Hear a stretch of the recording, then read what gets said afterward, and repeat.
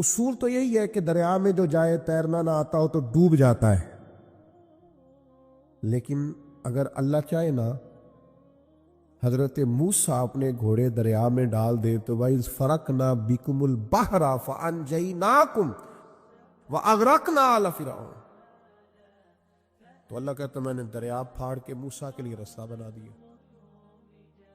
اچھا، جس دریا سے حضرت موسیٰ بچ کے نکل گئے اسی دریا میں فرعون اور فرعون والے غرق ہو گئے۔ یہ کیا ہے؟ یہ روحانی زندگی۔ ایک ہے اسباب کہ آپ پانی میں گھوڑا پھینکے کہ آپ ڈوب جائیں، ایک ہے روحانی زندگی۔ یہ میں قرآن مجید پڑھ رہا ہوں، میں نے کوئی حدیث بھی نہیں سنائی، بزرگ کا قول تو دور رہا۔ قرآن فرماتا ہے کہ ہم نے فرعون اور فرعون والوں کو اسی دریا میں غرق کیا جس دریا میں ہم نے حضرت موسیٰ کے لیے رستے بنا دیے اور دریا پھاڑ کے رستے بنا دیے۔ تو رب کریم نے ایک روحانی زندگی بھی مومن کی رکھی ہے، روحانی زندگی۔ ذرا غور کیجئے کہ بھلا میں کیا کہنے لگا، صرف 50 سیکنڈ کے لیے آپ نے سوچنا ہے۔ زندگی میں ہمیں بہت ساری ایسی چیزیں ملی ہیں جو ہماری محنت کا نتیجہ نہیں، ہمیں بہت سارا ایسا کچھ ملا ہے جس کے ہم قابل تھے نہیں، پر رب نے عطا کر دیا۔ نہ سمجھ لو آپ، یہ جو آپ کو ملا ہے نا، تھے نہیں قابل پر ملا ہے۔ کچھ تو محنت کی ہے، کوشش کی ہے، تو اس کے سبب سے ہو گیا۔ جو بغیر محنت کے، جد و جہد کے ملا ہے نا، یہ وہ روحانی رستہ ہے جس کے بارے میں اللہ کا قرآن کہتا ہے وَمَن يَتَّقِ اللَّهَ يَجْعَل لَّهُ مَخْرَجًا، جو اللہ سے ڈرے گا اللہ ہر مشکل سے نکلنے کے لیے اسے رستہ عطا کر دے گا۔ وَيَرْزُقْهُ مِنْ حَيْثُ لَا يَحْتَسِبُ، اور اسے وہاں سے رزق دے گا جہاں سے اس نے کبھی سوچا بھی نہیں ہوگا۔ ایک روحانی زندگی ہے انسان کی، وہ میرے ساتھ بھی ہے، آپ کے ساتھ بھی۔ کئی چیزیں ہمارے پاس ایسی ہیں کہ اگر ہماری قابلیت دیکھی جائے تو وہ ہمارے پاس ہو سکتی، یعنی سے ثبوت نہ پوچھو میں تو نظر کرم قد ہوئی، اے میں جانا یا دل بھر جانے، اے پھر غیر نہ جانے۔ کچھ چیزیں ایسی ہیں جو خالص مختصر سی میری کہانی ہے، جو بھی ہے ان کی مہربانی، وہ ہماری محنت کا نتیجہ۔ یہ روحانی زندگی ہے، روحانی زندگی کو سمجھو۔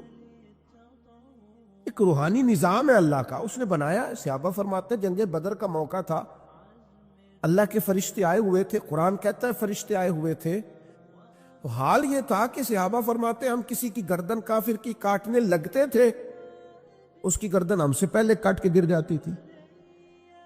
یہ کیا ہے؟ یہ اللہ کا روحانی نظام ہے، اس نے بنایا ہے۔ آپ کی اور میرے ساتھ یہ نظام وابستہ ہے۔ تمہیں بتاؤں گھروں میں سب سے بہترین گھر کون سا ہوتا ہے؟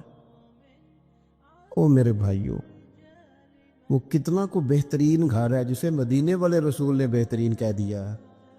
فرمایا تمہیں بتاؤں نا گھروں میں بہترین گھر کون سا ہے؟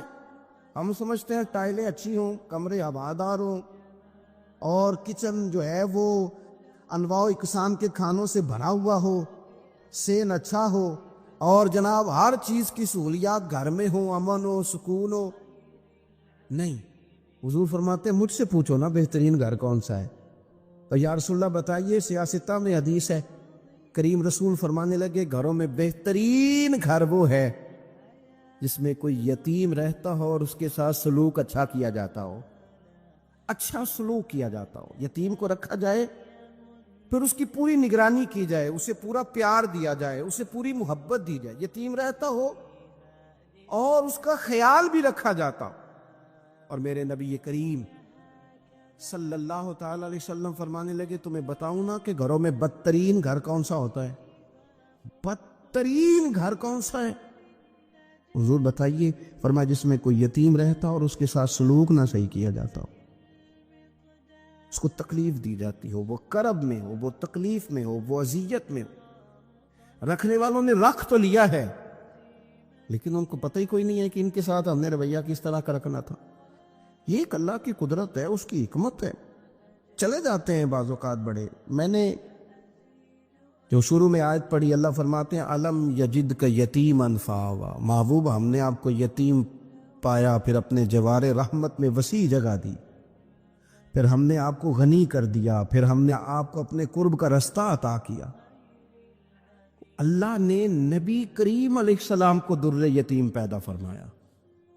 یہ یتیموں کے تعلق سے ایک عظیم شان ان لوگوں کو دینی تھی، تو اللہ نے اپنے حبیب کو بھی در یتیم پیدا کر دیا۔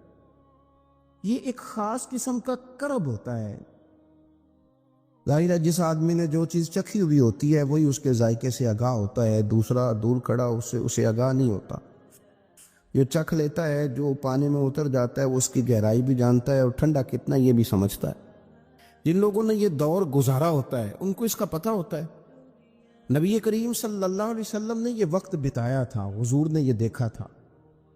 حضور صلی اللہ علیہ وسلم اس کی تکلیف سے، اس کی آزمائش سے، اس کے مد و جزر سے پوری طرح آگاہ تھے، اس لیے حضور نے گن گن کے یتیموں کے حقوق بیان کی۔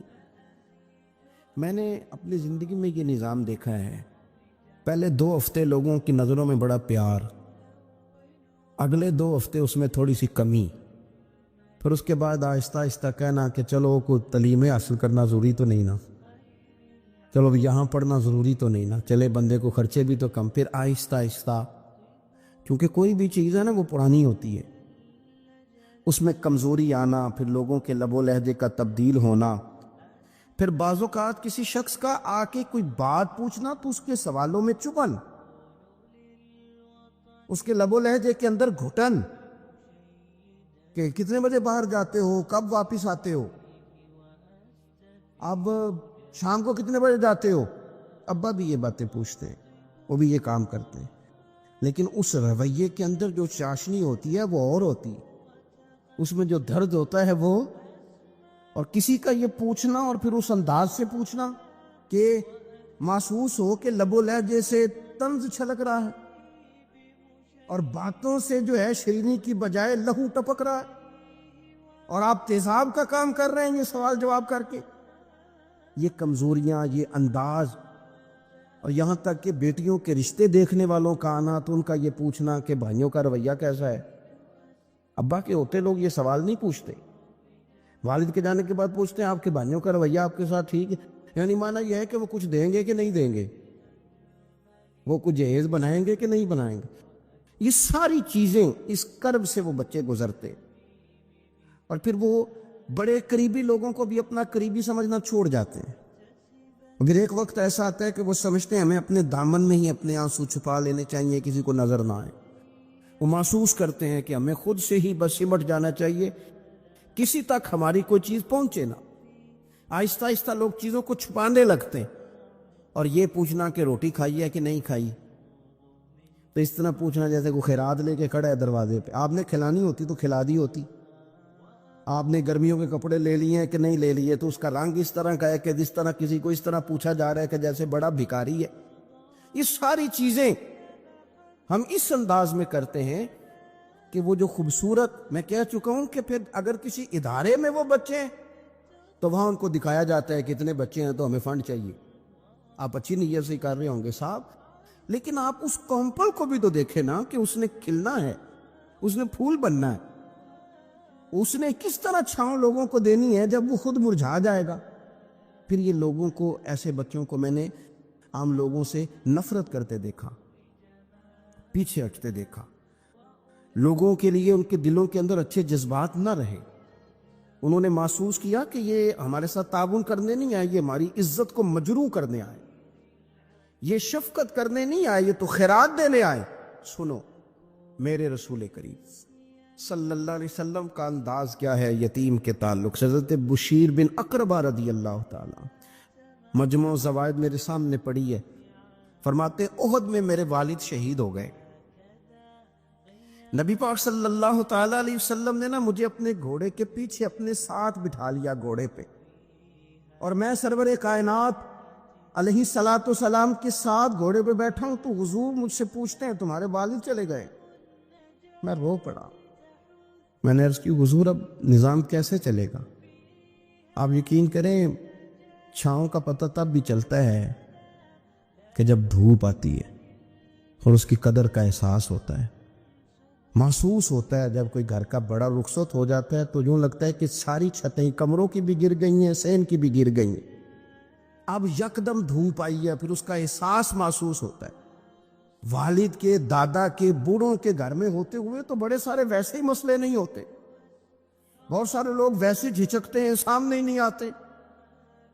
तो हजरत बशीर बिन अकरबा रदी अल्लाह तआला अन्हु कहते हैं, मैंने कहा हुजूर मेरे अब्बा जी चले गए, अब मैं अपने आप को बड़ी तकलीफ में महसूस करता हूं। कुर्बान जाएं, हुजूर ने ये नहीं फरमाया मैं तेरा ख्याल रखूंगा, ये नहीं फरमाया फिक्र ना करना। हमारे जुमले क्या होते हैं, कोई हुक्म हुआ तो बताना, कोई काम हुआ तो कहना, कोई जरूरत हुई तो फौरन फोन करना, ये नहीं फरमाया। कुर्बान जाएं, क्या अदाएं हैं, क्या रंग है, क्या देने का अंदाज है, और किस तरह बरखा बरसती है रहमत लिल आलमीन महबूब की। हुजूर फरमाने लगे, बशीर क्या तू पसंद नहीं करता कि आयशा तेरी माम बन जाए और मोहम्मद अरबी तेरे बाप बन जाए? पसंद करते हो? हजरत बशीर बिन अकरबा रदी अल्लाह तआला अन्हु फरमाते हैं कि मैं बैठा तो घोड़े पे था, पर मुझे यूं लगा कि सारी ही दुनिया गोया मेरी झोली में आ गई, सारा कुछ याद। इतनी बड़ी बात हुजूर ने कर, इतने बड़े जुमले कह दिए। मैं तू पसंद नहीं करता, तुझे अच्छा नहीं लगता कि आयशा तेरी मां बन जाए और मोहम्मद मुस्तफ़ा सल्लल्लाहु अलैहि वसल्लम तेरे वालिद बन जाए? तो पसंद नहीं फरमाते, बस खत्म हो गई बात। फिर तो हमने धूप देखी कभी नहीं, फिर तो गुर्बत गोया आई कभी नहीं, फिर तो हमने देखा ही नहीं मद्दो जज़र क्या होता है। वो तो दुनिया की बात करते हैं ना। मुझे तो लगता है कि जिनके लिए ये लफ्ज़ आ गए ना, उनकी तो क़यामत की भी सारी मुश्किलें हल हो गई, कि तो आखिरत के भी सारे मामला तय हो गए। मेरे नबी करीम सल्लल्लाहु ताला अलैहि वसल्लम एक हमारी खास तवज्जो, और ये हमारा अपना नफा है। एक बच्चा आ गया, यतीम बच्चा, उसने आके अर्ज़ की, हुजूर 3 घर में अफराद हैं, मैं, मेरी बहन और मेरी बेवा माँ। वालिद हुजूर चले गए और आज ना 3 दिन हो गए रोटी कोई नहीं खाई। मैं उस मंजर को भी जानता हूँ कि जब यतीम घर में इकट्ठे बैठे होते हैं और पता होता है उनको कि हमारी अम्मा के पास आज पैसे कोई नहीं और घर में रोटी भी कोई नहीं, तो फिर उनको भूख ही नहीं लगती। हाँ नहीं लगती। अम्मा पूछती है, पुत्र रोटी खानी है? नहीं मेरी तो, मैं तो सवेरे जो खाया था वो हजम ही नहीं हुआ, अम्मा जी शायद कोई नहीं। ये पर्दे इस तरह करके बचाए जाते हैं, एक दूसरे को तसल्लियाँ देना, एक दूसरे से प्यार का बढ़ जाना, एक दूसरे के लिए जज्बात और तरह के बन जाना, हिकमत इलाही के तकाजे होते। या रसूल अल्लाह सल्लल्लाहु ताला अलैहि वसल्लम, बेवा माँ है, यतीम बहन है, 3 दिन से खाया कुछ नहीं। कुर्बान जाए, वो घर जहां से कायनात खाती है सारी। हुजूर ने फरमाया, बिलाल जा ना, जाके सारी अज़वाज मुतहरात से पूछ घर में क्या है। हजरत बिलाल कहते मैं सारे घर ही पूछ आया, टटोल आया, टोटल 21 खजूरें निकली। ये 2 जहां के शाह हैं और पास कुछ रखते नहीं, 2 जहां की नेमतें हैं, इनके खाली हाथ में हुजूर के सारे घर को मैं ढूंढ, 21 खजूरें निकली तो ला के मैंने पेश कर दी। तो हुजूर ने डायरेक्ट उसको नहीं दी, नबी पाक ने अपने हाथ पे रख ली। और कहते फिर हुजूर ने ना अपना मुंह मुबारक करीब किया खजूरों। सहाबा खुद फरमाते हैं कि ये जो हुजूर ने मुंह मुबारक करीब किया ना, तो नबी पाक बरकत की दुआ कर रहे थे। 21 खजूरों पे बरकत की दुआ हुई। हुजूर ने उस बच्चे को बुलाया, थपकी दी, फरमाया ले जा 7 तेरी, 7 तेरी बहन की। इन्हें मामूली ना समझना हो। तो हजरत बिलाल कहते हैं, हुजूर 3 भी दे देना कभी तो 30-30 साल खत्म ही नहीं होती। 30-30 साल गुजर जाते हैं, निकालते रहो, खाते रहो, खत्म ही नहीं होती। हुजूर ने फरमाया 7 तेरी, 7 तेरी बहन की, 7 तेरी वालदा की, और 7 हुजूर ने और भी तलकीन फरमाई। फरमाया एक सवेरे खाया करना, एक शाम को खाया करना। ये ले जा। हजरत सैयदना बिलाल हबशी कहते हैं रदी अल्लाह ताला अन्हु के बच्चा लेके जब बाहर निकला तो हजरत सैयदना मुआज़ इब्न जबल दौड़ के गए और जाके बच्चे के सर पे शफकत से हाथ फेरा। کا فکر نہ کرنا، رب کریم تجھے بہترین سرپرست عطا کرے گا، پتر پریشان نہ ہونا، اللہ تیری مدد کرے گا۔ صرف حوصلہ دیا، سر پہ دست شفقت پھیرا، بچہ چلا گیا تو حضور نے فرمایا ماں ادھر آؤ نا ذرا، یا رسول اللہ حکم ہو۔ فرمایا کس چیز نے تمہیں اٹھایا بچے کے سر پہ ہاتھ رکھنے کے لیے؟ اس نے تمہیں کہا، کس چیز نے تمہیں اٹھایا جو تم بچے تک پہنچ گئے؟ عرض کی یا رسول اللہ وہ جو میرے دل میں اللہ نے یتیم کے لیے رحمت رکھی ہے نا، اس نے مجھے اٹھایا تھا، اور میں نے جا کے اس کے سر پہ دست شفقت پھیرا تو حضور فرمانے لگے سن پھر، جو کسی یتیم کے سر پہ خالی ہاتھ بھی پھیر دے، جتنے بال اس کے ہاتھ کے نیچے آئیں گے نا، رب اتنی خطائیں معاف کرے گا، اتنی نیکیاں دے گا، اتنے درجے اس کے بلند کر دے گا۔ خالی دست شفقت ہی پھیر دے، دینا دلانا تو بعد کی بات ہے، اس کا خیال رکھنا تو۔ یہ جو ہمارے مدارس ہیں نا، ان میں اکثر بچے غریب ہوتے ہیں، لیکن کچھ بچے تگڑے گھروں کے بھی ہوتے ہیں، مالدار گھروں کے بھی ہوتے ہیں۔ اس میں اگر کوئی ایسا بچہ آ بھی جاتا ہے نا جو یتیم ہے، کمزور ہے، تو اپنے آپ کو محسوس نہیں کرتا کمزور، کیونکہ وہ یہ نہیں سمجھتا کہ میں یتیم خانے میں آیا ہوں۔ اس کے ذہن میں مائنڈ سیٹ یہ ہوتا ہے کہ میں مدرسے میں آیا ہوں اور میں پڑھنے کے لیے آیا ہوں، اور کیونکہ وہ کچھ وزادار بچے، مالدار بچوں کے ساتھ وقت گزارتا ہے، اسی دسترخوان پہ بیٹھ کے کھاتا ہے، اسی کلاس میں سب کے ساتھ بیٹھ کے پڑھتا ہے، تو اس کی عزت نفس مجروح ہونے کی بجائے طاقت پکڑتی۔ وہ برابری کی سطح پہ جب آتا ہے تو اسے محسوس ہوتا ہے کہ مجھے عزت دی جا رہی۔ اس لیے مدارس اسلامیہ میری نظر سب سے مضبوط جگہ ہیں جہاں مساکین کی، یتیموں کی، غریبوں کی صحیح معنوں میں کفالت بھی ہوتی ہے، تعلیم بھی ہوتی ہے، عزت بھی ہوتی ہے، تربیت بھی ہوتی ہے۔ میرے رسول کریم علیہ السلام بڑے انہماک کے ساتھ، بڑے توجہ کے ساتھ۔ اچھا ایک کام اور ہوتا ہے ہمارے ہاں، وہ کیا ہے؟ اگر کوئی یتیم مال چھوڑ گیا نا اس کا باپ، تو پھر تو وارے نہیں آ رہے ہیں اس کے، پھر تو اللہ خیر کرے کہ بہت سارے مل جائیں گے کفالت کرنے والے، بہت سارے ملیں گے دھیان رکھنے والے، بڑے سارے ملیں گے توجہ دینے والے۔ قرآن مجید نے فرما دیا ہے کہ جو یتیم کا مال کھاتا ہے وہ سمجھ لے کہ میں مال نہیں کھا رہا، میں آگ کھا رہا ہوں، آگ کھا رہا ہوں، آگ۔ سورہ نساء دیکھیے۔ ہمارے ہاں اگر تو وہ مال چھوڑ گیا ہے تو پھر تو بہت سارے رشتہ دار مستقل اس کے محلے میں مکان لینے کو تیار ہو جاتے ہیں، الا ماشاءاللہ۔ پھر تو بڑے سارے ایسے بھی رشتہ دار بن جاتے ہیں جن کو والد کی موجودگی میں کبھی زیارت کا موقع بھی نہیں ملا تھا۔ یہ مال جو یتیم کا ہے اس کی تو زیادہ حفاظت کرنی تھی۔ ہم کئی دفعہ مسئلہ بتاتے ہیں، لوگ فتویٰ بازی شروع کر دیتے۔ مجھے بلایا گیا کہ ایک صاحب کا انتقال ہو گیا تو ان کا ختم شریف ہے، تو بچے ان کے نابالغ ہیں، تو میں نے کہا کہ آپ اس طرح کریں، ان کے مال میں سے زیادہ پیسے نہ صرف کریں۔ نہیں جی نہیں، بڑے پیسے کمائے ہیں جی، اس نے ساری زندگی باہر نکالی، یا تو لاکھوں کروڑوں کمائے ہیں، تو چھوٹا گوشت پکائیں گے، بکرے کا گوشت پکائیں گے اور ہم ان کا ختم شریف دلائیں گے۔ تو میں نے کہا صاحب آپ رشتہ دار ہیں، ان کے بچوں کے مال کی حفاظت کریں۔ ختم شریف تو اس میں گوشت زیادہ ہونا ضروری نہیں، اس میں تو درد سے دعا کرنا ضروری ہے، اس میں تو تلاوت قرآن پاک کے سال ثواب میں ضروری ہے، ذکر اذکار ضروری ہے۔ اب شعیب علیہ السلام کی قوم ناب تول میں کمی کرتی تھی، تو اللہ تبارک و تعالیٰ نے ان پر بتا عذاب کس طرح کا بھیجا، شدید گرمی ہوئی۔ اللہ ہمیں محفوظ فرمائے، سارے آمین کہہ دیا۔ دیکھیں کتنا اچھا موسم کر دیا رب کریم، اللہ ہمیں محفوظ فرمائے، اللہ رحمت فرمائے۔ شدید گرمی کی لہر آئی، باہر اتنی گرمی ہوئی کہ لوگ اپنے گھروں میں گھس گئے، جس طرح سورج کی شعائیں گھروں کے اندر داخل ہو جاتی ہے، اس طرح گرمی کی لہر اندر داخل ہوئی، اور جس طرح کسی کو آگ لگ جائے تو وہ آدمی اچھلتا کودتا ہے نا، اس طرح یہ لوگ اچھلنے لگے اور اچھل کود کے مر گئے۔ جرم کیا تھا؟ ناب تول میں کمی کرتے۔ حضرت داؤد کی قوم بھی تباہ ہوئی، جرم کیا تھا؟ ہفتے والے دن مچھلیاں نہیں پکڑنی تو یہ پکڑتے تھے۔ حکم ہے نا مسلمان کو نماز کے ٹائم کوئی اور کام نہیں کرنا، نماز پڑھنی ہے۔ میرا خیال ہے مسلمان تو فٹافٹ آ جاتے ہیں، سارے ہی پہنچ جاتے ہیں نا مسجدوں میں، हल्का हल्का बोल रहे हैं आप, क्यों नहीं पहुंचते? अगर हजरत सैयदना, और पता है उन्हें सजा क्या मिली? अल्लाह ने फरमाया इस टाइम इबादत करनी है, काम नहीं करना, वक्त नहीं है काम का। उन्होंने मछलियां पकड़ी, 12,000 लोग थे। पता है मालिक ने सलाह क्या दी? बंदर बना दिया अल्लाह करीम।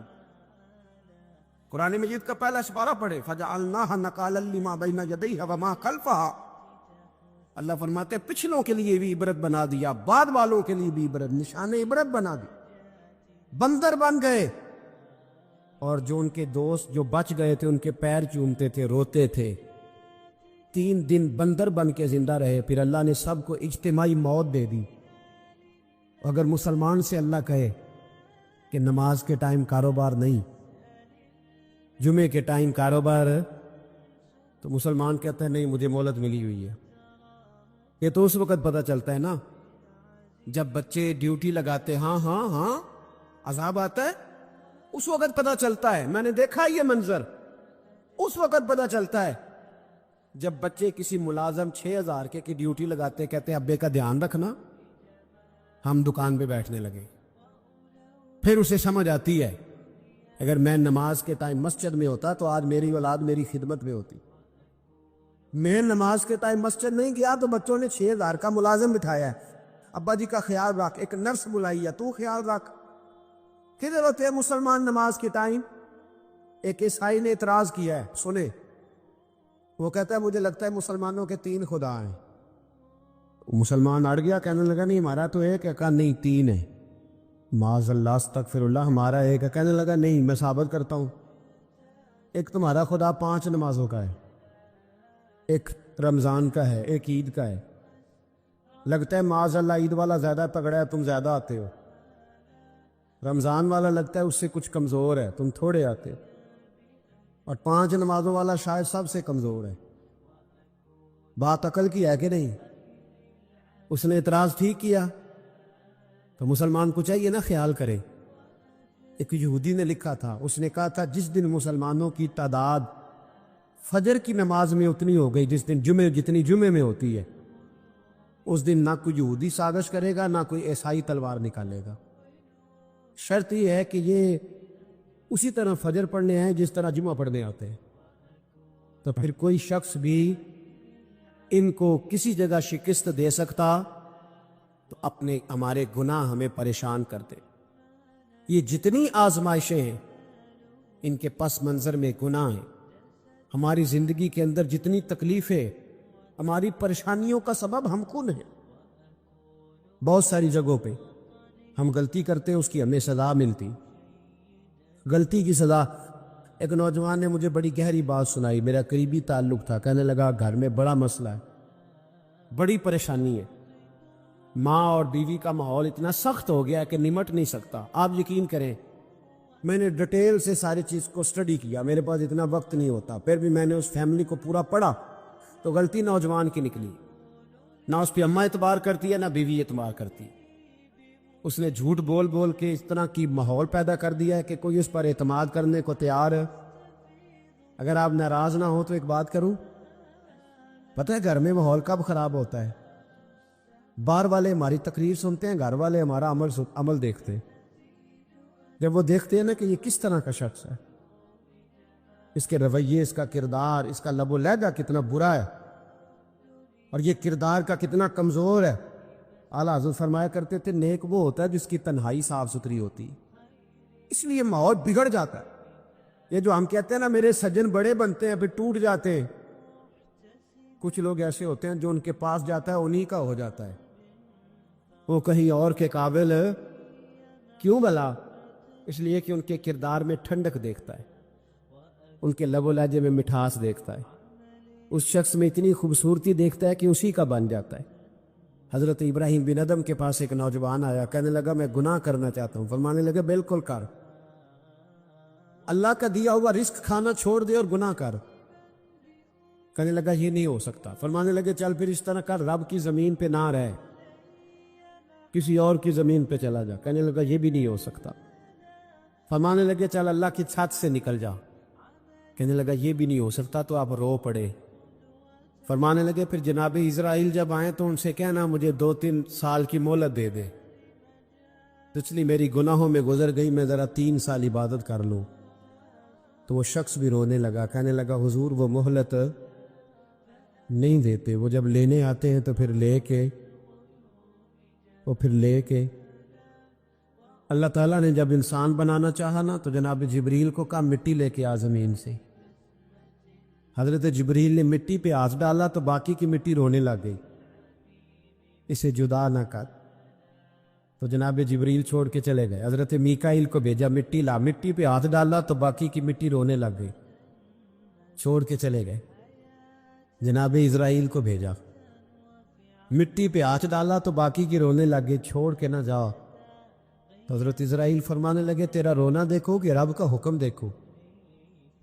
وہ لے گئے، جب پیش کی تو رب کریم نے فرمایا اسرائیل جان نکالنے کی ڈیوٹی بھی تیری، تو مٹی کو لے آنا، باقی مٹی روتی بھی رہے تو روتی رہے، جب میرا فیصلہ آ جائے تو پھر اس میں کوئی گنجائش، ہم کھاتے بھی اللہ کا ہیں، نافرمانی بھی اس کی کرتے، زمین پہ بھی اس کی چلتے ہیں، نافرمانی بھی اس کی کرتے، حکم کسی اور کا مانتے، چھت پہ رب کریم کی رہتے، اس طرح نظام نہیں چلتا۔ میرے بھائی یاد رکھ لو، گناہوں کی سزا ملے گی، زندگی تنگ ہو جائے، یہاں بھی آزمائش ہوگی اور وہاں بھی۔ میں نے درس پہ کہا تھا، پھر بات کہتا ہوں، یہ میں اپنے لیے کہہ رہا ہوں، توجہ ہے میری بات پر۔ دعا فرمایا کرے کہ جو کچھ ہم نظر آتے ہیں اللہ ہمیں ویسا بننے کی توفیق بھی عطا فرما۔ اللہ ویسا بننے کی یہ مشکل معاملہ ہے، مشکل۔ دیکھیں نا ایک آدمی سیاستدان ہے، اس نے بڑے اچھے نعرے لگائے، انقلاب آ جائے گا، میں غریب کا بھلا کر دوں گا، میں یتیموں کے سر پہ ہاتھ رکھوں گا، میں مجبوروں کی مدد کروں گا، میں دکھیوں کی مدد کروں گا، مزدوروں کو۔ اس نے اچھے اچھے نعرے سکھائے، اچھا اس نے پیغام دیا، اندر اس کے یہ تھا کہ اقتدار ملے گا تو مرضی کروں گا۔ لوگ اس کے گرد بھی گئے، اس کی گاڑی کے پیچھے بھی بھاگے، لوگوں نے اس کے نعرے بھی لگوائے، جیب سے پیسے لگا کے اس کے پوسٹر بھی شائع کیے، لوگ اس کے گرویدہ ہو گئے، لوگوں نے پوری، اور میری قوم نے تو بیچاری نے کئی دفعہ دھوکے کھائے، جس نے نعرہ لگایا غریب اسی کے پیچھے مسیحا بن کے چل پڑا۔ آج دھوکہ دے لیا، لوگوں کو پیچھے لگا لیا۔ یہ بتاؤ اگر راز کھل جائے، اگر راز کھل جائے کہ یہ دھوکہ دے رہا ہے، یہ فریب کر رہا ہے، تو لوگ اس کا کیا حال کریں گے؟ یہ راز قیامت میں کھل جائے گا، قیامت میں یہ راز یہ کھل جائے گا، کھل جائے گا، یہ دھوکے باز تھا۔ اذا زلزلت الارض زلزالہا، جب زلزلہ آئے گا جیسے اس کا آنا ٹھہرا، واخرجت الارض اثقالہا، زمین اپنے بوجھ باہر نکال دی۔ اس سے مراد کیا ہے کہ زمین پہ جو جرم ہوئے زمین بتا دے گی، باہر نکل آئے۔ وقال الانسان ما لہا، انسان کہے گا اسے کیا ہوا، یہ تو سب کچھ بتا رہی، بوجھ باہر نکال دے گی۔ ایک آدمی پیر طریقت بن کے بیٹھ گیا، جبہ کھبا پہن کے بڑی پگڑی باندھ کے بیٹھ گیا، اچھی اچھی نیک باتیں بتانے لگا، لوگ اس کی دست بوسی کرنے لگے، ہاتھ چومنے لگے، پیچھے لگ گئے، خدمت کرنے لگے، جیب سے نذرانہ دینے لگے۔ اس کے نام پر لوگ اپنی جیب سے لنگر پکانے لگے، خانقاہ کی خدمت ہونے لگی، مہمان اس کے آتے، نوکری کوئی اور کرتا۔ میں نے کہا تھا شاید اپنے لیے کہہ رہا ہوں، ڈیوٹیاں لوگ کرنے لگے، حالات بدلنے لگے، لیکن اس کے اندر تو چور تھا، وہ تو دکاندار تھا، تو یہاں جو اس کے پیچھے لگے تھے وہ تو سچے تھے، انہیں تو اجر ملے گا، لیکن اس کا جب راز کھلے گا تو بڑی رسوائی ہو، اس کا جب راز کھلے گا تو بڑی، ایک میری طرح کا دیندار تھا، جو چہرے کا تو نیک تھا، اندر پتہ نہیں کیا کچھ تھا، ایک طوائف گزر رہی تھی، اس نے اس کو تبلیغ کر دی، کہنے لگا بس کر دے، سیانی بن جا۔ تو کسی دانشور میں لکھا ہے اس نے بڑا سخت جواب دیا، اس عورت نے، کہنے لگی بابا میں تو جو ہوں وہ نظر بھی آ رہی ہے، تو بتا جو تو نظر آتا ہے وہ تو ہے کہ نہیں؟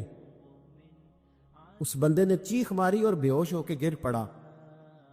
لوگوں نے کہا بابا آج کسی صوفی کا کلام سنا ہے؟ جو بے ہوش ہو گیا تو اس نے کہا نہیں، آج طوائف کی بات سنی ہے، طوائف کی. اور وہ عجیب بات کر گئی ہے. وہ کہہ گئی ہے میں تو جو ہوں میں نظر آ رہی ہوں، تو بھی تو بتانا، تو بتانا کہ تو دستار امامت پہنتا ہے، تو بتا تو جو کہلاتا ہے تو وہ ہے کہ نہیں؟ یہ وقال الانسان ما لہا، یہ راز قیامت میں کھلے گا. ہم جو کچھ بتا رہے ہیں نا اپنی زبانوں سے، ہمیں اپنے گناہوں کا احساس ہونا چاہیے. ایسا نہ ہو کہ جب سزا ملے تو پھر اس طرح کی ملے کہ دوبارہ کسی کو کوئی منہ دکھانے کے قابل نہ رہے. میرے بھائی یاد رکھیں اور سمجھیں، گناہ انسان کی زندگی کو تنگ کرتے ہیں. میرے نبی پاک علیہ الصلوۃ والسلام نے فرمایا جب تو جھوٹ بولتا ہے تو تیرے فرشتے کرام الکاتبین سائڈ پہ ہو کے کھڑے ہو جاتے ہیں. جب تو زنا کرتا ہے تو تیرے اندر سے ایمان نکل جاتا ہے. اور نبی پاک علیہ الصلوۃ والسلام نے فرمایا جب میری قوم میں ناانصافی عام ہو جائے گی تو قتل بھی عام ہو جائے گا. اور سن لو لکھ لینا یہ حدیث دل کی تختی پر.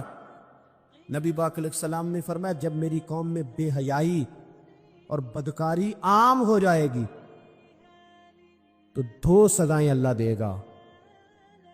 ایک تو جوان موتیں آئیں گی، جوان بچے کچھ بھی نہیں دیکھا چلے گئے. اور دوسری سزا اللہ یہ دے گا کہ ایسی بیماری آئیں گی جن کا علاج نہیں ملے گا، ایسے امراض ٹوٹ پڑے. اگرچہ میں آپ کو ایسی تقریر بھی سنا سکتا تھا جس پہ آپ بہت زیادہ محظوظ ہوتے، پر میں نے اس جمعے میں ایسا موضوع چنا ہے جس کا ہمیں خاص ضرورت ہے. بھائی دیکھے تو صحیح، کہیں ایسا تو نہیں کہ ہم ان عیبوں میں مبتلا ہیں. میرے نبی کریم علیہ السلام نے فرمایا جب تم نیکی کا حکم دینا اور برائی سے منع کرنا چھوڑ دو گے پھر اللہ تم پر ظالم حکمران مسلط کرے. اور اگلے لفظ اس سے بھی زیادہ سخت ہیں. محبوب فرمانے لگے پھر تمہاری نیک لوگ دعائیں بھی کریں گے تو اللہ وقتی طور پر ان کی دعاؤں کو بھی قبول نہیں فرمائے گا. اس لیے کہ تم لوگوں نے نیکی کا حکم دینا اور بھلائی سے روکنا چھوڑ دیا. عزیزو یاد رکھو جب گناہ عام ہوتے تو پھر حالات بدلتے اور لوگوں کو سزا ملتی ہے ان کے گناہوں کی. بلکہ یہاں تک لکھا ہے کہ نیت خراب ہو تو سزا شروع ہو جاتی. کیا خراب ہو؟ بولیے گا. نیت بھی خراب ہو تو سزا. حضرت رومی کہتے ہیں کہ ایک بادشاہ کو پتہ چل گیا کہ ایک آدمی نے بڑا اچھا باغ لگایا ہے، خوبصورت باغ ہے، مالٹے کا کنوں کا باغ، بڑا پیارا. بادشاہ نے کہا ذرا جا کے دیکھتا ہوں. بادشاہ سلامت باغ دیکھنے آئے تو اب وہ مزدور آدمی تھا، عام آدمی تھا جس نے باغ لگایا، کسان تھا. اس کو کہا کہ چند کنوں توڑ کے لایا تو بڑے پیارے لگے. 1-2 اور لایا، کھائے، بڑے میٹھے، بڑے پیارے، بڑے توانا، بڑا مزہ آیا. تو بادشاہ کے دل میں خیال آیا کہ اس پہ قبضہ نہ کر لوں باغ پہ. ہمارے یہاں نا کرائے پہ دکان دیتا نا مالک، وہ جب کسی غریب کی چل جاتی ہے کہتا تو خالی کر، میں نے خود ڈال لی ہے. چل گئی نا اس کی.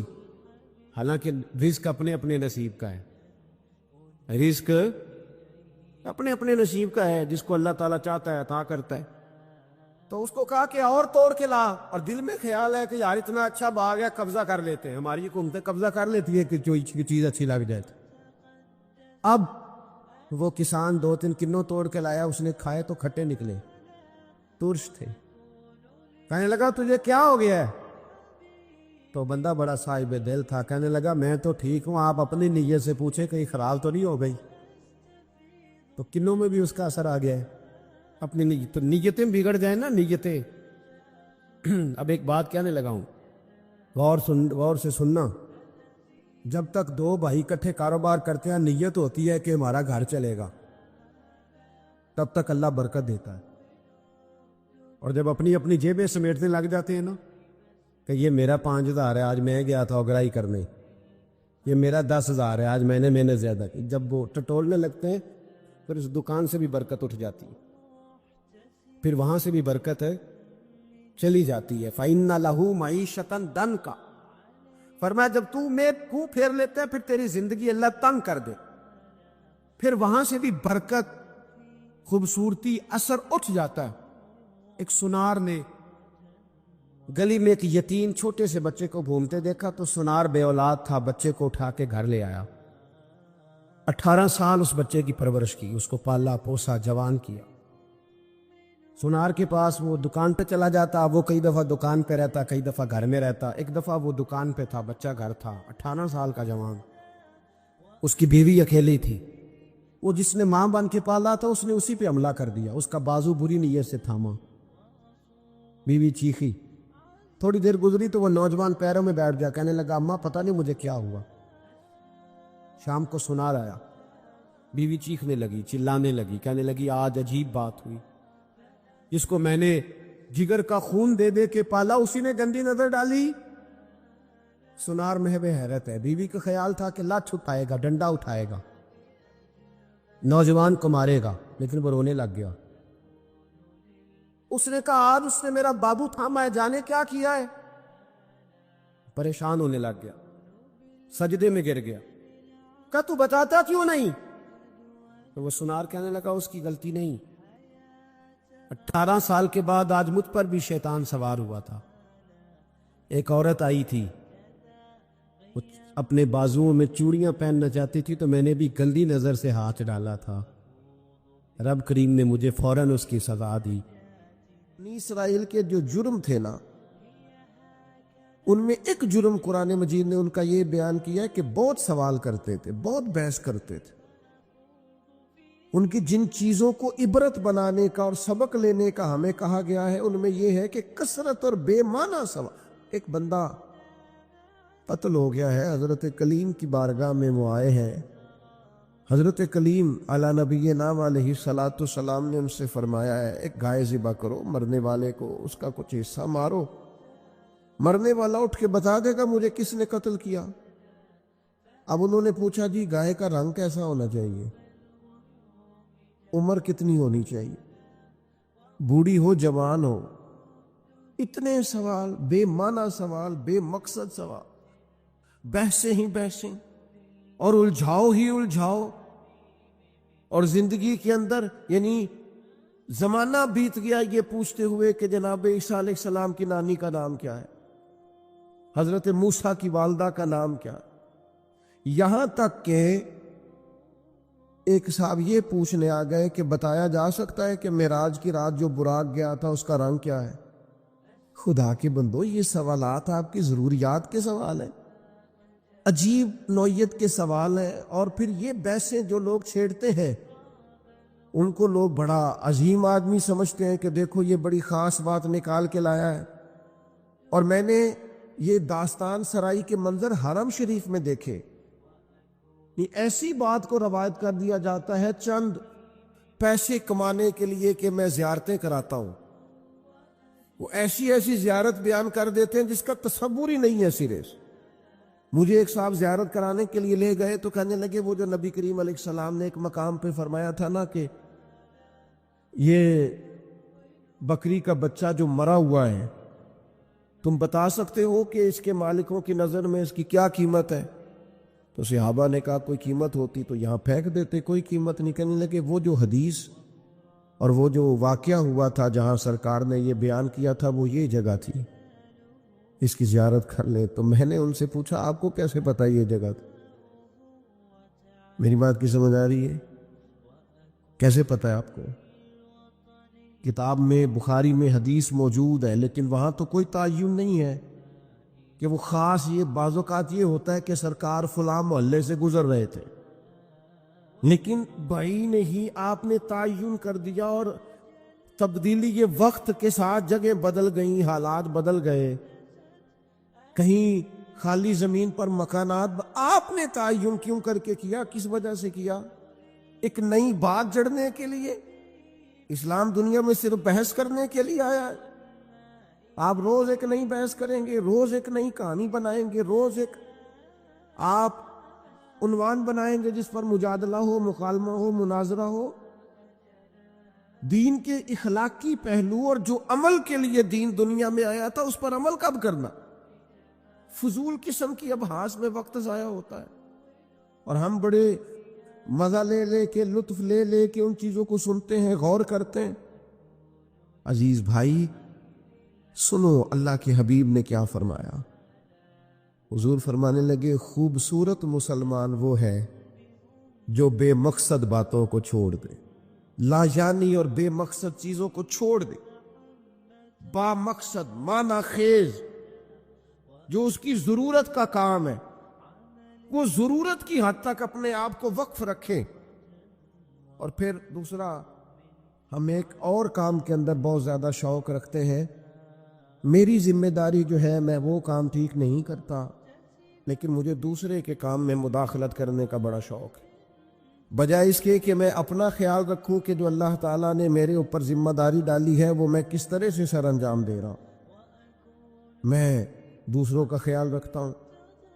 ہمارے استاد صاحب مختلف اساتذہ کی میٹنگ کرتے تو ایک جملہ ان کا مجھے بڑا یاد رہ گیا، وہ کہنے لگے مہربانی کیجیے گا اپنی اپنی کلاس کا خیال رکھیے گا، دوسروں کی کلاسوں کا خیال وہ ان کی ذمہ داری ہے، ان کی ثواب دید ہے جو استاد اس کلاس کو پڑھاتے ہیں۔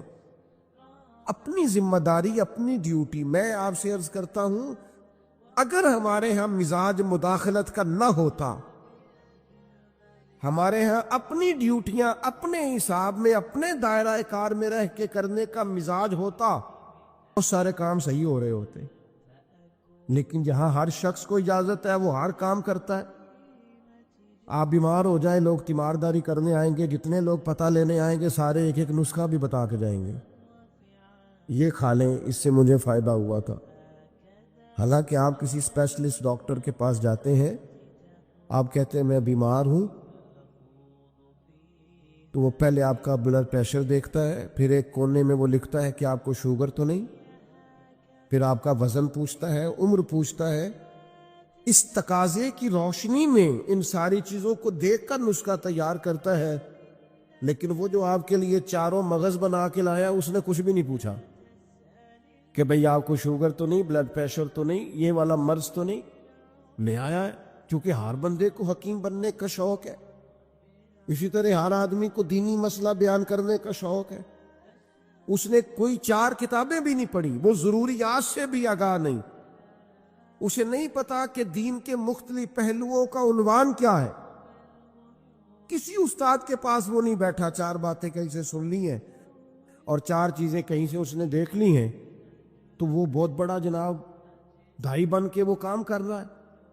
تو اپنا کام جو ہے اس کو صحیح کر کے اگر کیا جائے، اگر ٹھیک کر کے کیا جائے اپنے دائرہ کار کے اندر، آپ یقین کریں بندے کو مزہ آتا ہے کام کرنے۔ حضرت معاویہ بن خدیج رضی اللہ تعالیٰ عنہ ایک صحابی ہیں، وہ کہتے ہیں سیدنا عمر فاروق رضی اللہ تعالیٰ عنہ نے اپنے زبانہ مبارکہ میں مجھے ایک مہم کے لیے بھیجا تھا، تو وہ ماحول کچھ اس طرح کا بنا ہوا تھا کہ شدید انتظار تھا کہ بنا کیا۔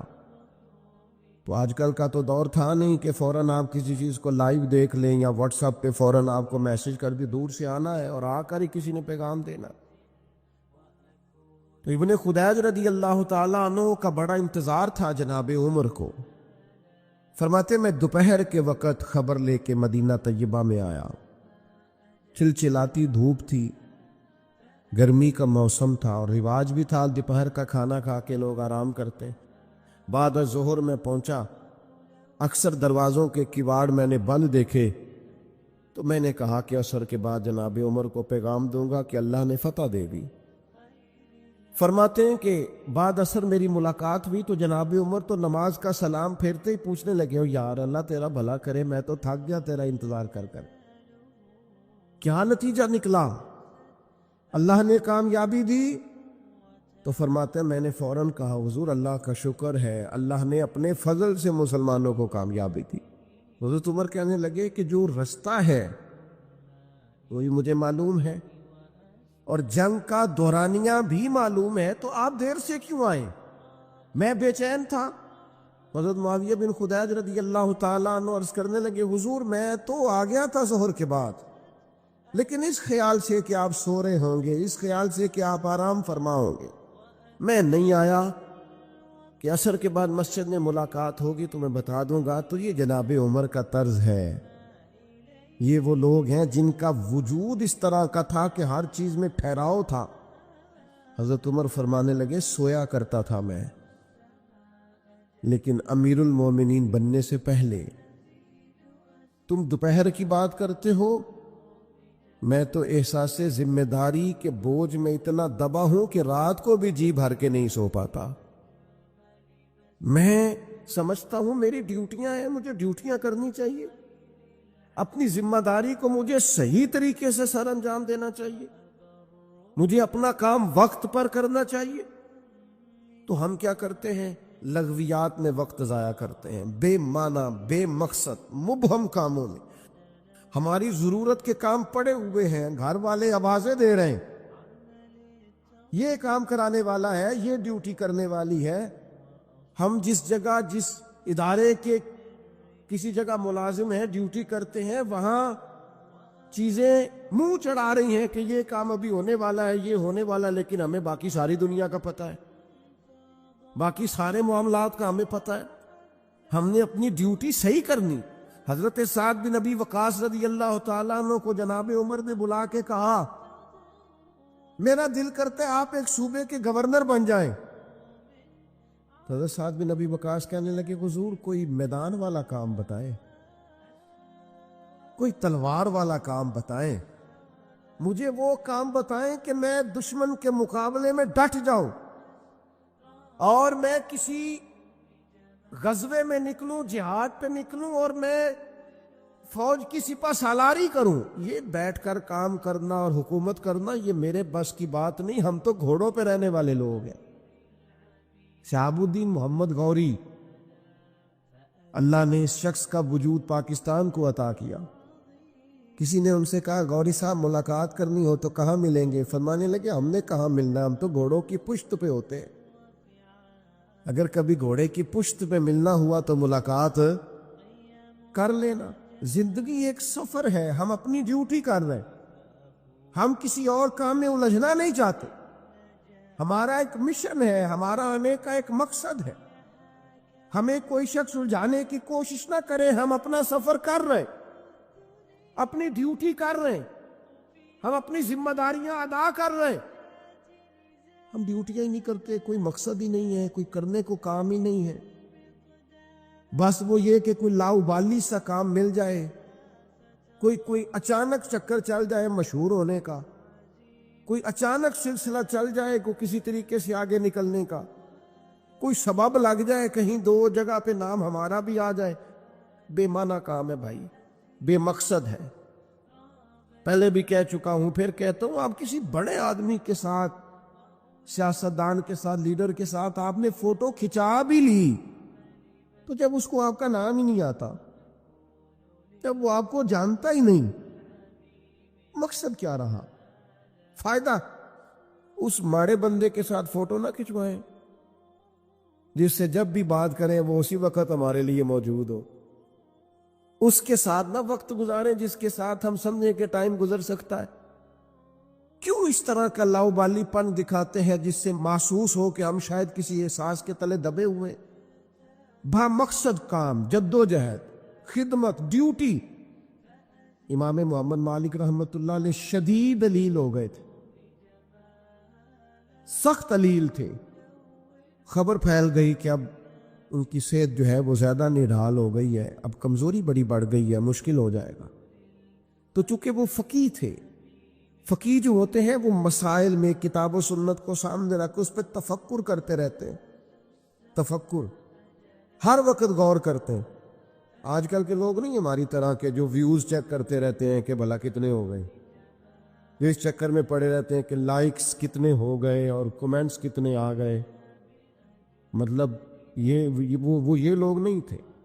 فقاہت، دین کو سمجھنا، تدبر کرنا کہ نیا مسئلہ درپیش ہوا ہے، لوگوں نے مسئلہ پوچھا ہے تو اس کو کیسے حل کرنا ہے، اس پر غور کرنا، قرآن و حدیث کو سامنے رکھ کر اور وہ فرمایا کرتے تھے کہ میں نے جب بھی کوئی آیت پڑھی ہے نا، پہلے بھی پڑھی ہوئی تھی، دوبارہ پڑھی ہے تو ایک نیا معنی ہی اللہ نے مجھے عطا فرمایا، ایک نیا سبق ملا ہے، اس سے ایک نئی چیز میں نے. تو امام مالک کا لوگوں تک یہ بات پہنچی کہ وہ بیمار ہے اور شدید بیمار ہے، علیل ہیں اور بڑے ہی علیل ہیں. ان کے ایک شاگرد تھے پرانے، وہ دور سے تیمارداری کرنے آئے. کہتے ہیں جب مجھے اجازت دی گئی ان کے اہل خانہ کی طرف سے، ان کے کمرے میں پہنچایا گیا تو امام صاحب بے ہوش تھے، تیز بخار تھا. میں نے جا کے سلام لی، 2-4 باتیں کی تو امام صاحب بیدار ہوئے. تیز بخار تھا، ہاتھ اٹھاتے تھے تو ہاتھ کانپتا تھا اور نکاہت تھی. اور گھر والے مجھے ان کے بچے، ان کے پوتے بتا رہے تھے کہ کئی دنوں سے کھانا پینا حضرت نے بہت کم کر دیا. لیکن فرماتے ہیں اسی وقت یہ آنکھیں کھول کے کہنے لگے یار شکر ہے اللہ کہ تم آئے ہو، میں ڈھونڈ رہا تھا کہ کوئی عالم دین مل جائے، ایک فقہی جزیے میں الجھ گیا ہوں. یہ پوچھنا تھا کہ فلاں حج جب بندہ کرتا ہے اس کے بعد صحیح جو ہے وہ سواری پہ کرنی چاہیے یا پیدل کرنی چاہیے؟ سواری پہ افضل ہے کہ میں اس مسئلے میں الجھا ہوا ہوں، ذرا تھوڑا آنا، یہ دلائل ہیں، یہ دلائل ہیں، یہ فلاں نے لکھا ہے، یہ فلاں نے لکھا ہے، ذرا استنباط کار اس سے مسئلہ کیا ہے. تو شاگرد بڑے نکمے ہوتے ہیں کئی، ذرا تھوڑا سا جان چھڑاتا ہوں کہ کسی طریقے سے. یہ کیا لوگ ہیں کہ آخری ہجکیاں چل رہی ہیں اور ابھی امت کو مسائل نکال نکال کے دے رہے ہیں. فرماتے میں دلیلیں دینے لگا تو امام صاحب میری دلیلیں توڑنے لگے، کہنے لگے نہیں تیری بات تو ٹھیک ہے پر فلاں جگہ یہ بھی تو لکھا ہے نا. میں نے پھر دلیل دی کہ وہ تو ٹھیک ہے پر فرمان امام کا اس پر یہ قول بھی تو موجود ہے. فرماتے ہیں کتنی دیر علمی گفتگو ہوتی رہی، پھر وہ تھک گئے اور لیٹ گئے. تو میں نے کہا آپ آرام کریں، مجھے اجازت دیں. کہتے ہیں ابھی میں ان کی گلی کے کونے پہ آیا تھا کہ ان کے بیٹے کے رونے کی آواز آئی اور میں دوڑ کر پلٹ کر آیا تو اس نے کہا قربان جاؤں اس شخص پر جس کی ساری زندگی قرآن و حدیث میں غور کرتے گزر گئی. یہ دیکھو آخری ہج کی بھی لی ہے تو رسول اللہ کا دین سمجھتے ہوئے لی. آپ گئے ہیں تو امام صاحب کا لے سجنا سا توڑ نبھائی، ایسی جان بھی دتی کہ رات تیرے آخری دم تک دین پر غور، کتاب و سنت سے رشتہ، مشن والے لوگوں نے کام کیا.